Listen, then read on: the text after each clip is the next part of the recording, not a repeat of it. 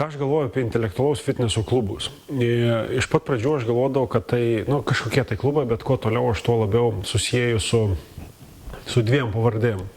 Jurijus Slavas ir Robertas Kiyosakis.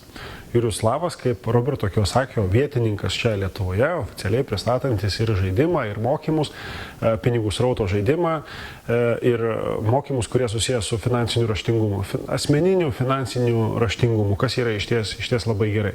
Ir labai patiko momentas, kada susitikime, kada klubo formate buvo žaidžiamas tiek žaidimas, tiek pinigų srauto žaidimas, tiek dėstoma tam tikra teorinė ir pereinanti į praktinę dalį informaciją. Informacija, kaip valdyti savo pinigus, informacija, kokios tos būna išlaidos, kurių kitą kartą galbūt net nepastebi, kad jos natūraliai pas tave būna.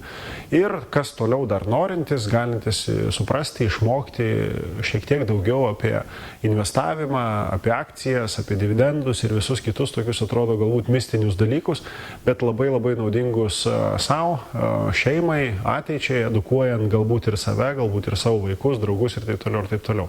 Tai man labai patiko ir aš labai rekomenduoju kitiems pradžioj galbūt skaityti Roberto Kiyosakio knygas, o kai jau neužteks informacijos, kurios yra knygose, būtinai susisiekti su Jurijum, su intelektualaus fitneso klubais ir atvykti, pasižaisti cash flow arba pinigų srauto žaidimą ir įgauti tos reikalingos informacijos, kuri bus tikrai naudinga savo, kaip asmeniui, kaip žmogui, kuris uždirba pinigus, leidžia pinigus, bet norinčiam sutaupyti ir turėti daugiau laisvės iš finansinės pusės. Tai labai rekomenduoju.